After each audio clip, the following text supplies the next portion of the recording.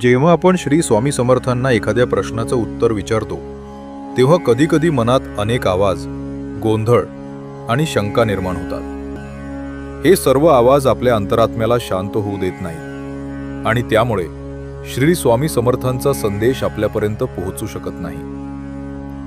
अशा वेळी ही प्रार्थना मन, विचार आणि भावना शांत करून केवळ स्वामींचा दिव्य संदेश ऐकण्यासाठी उपयोगी ठरते। प्रार्थना। श्री स्वामी समर्थ यांच्या दिव्य नावाने मी सर्व दुष्ट शक्तींना आणि नकारात्मक ऊर्जांना बांधून ठेवतो। मी प्रत्येक दुष्ट आत्म्याला आणि गोंधळ निर्माण करणाऱ्या शक्तीला आत्ता आणि इथेच शांत राहण्याची आज्ञा देतो। माझे विचार, माझी इच्छा आणि माझ्या भावना या सर्वांना मी श्री स्वामी समर्थ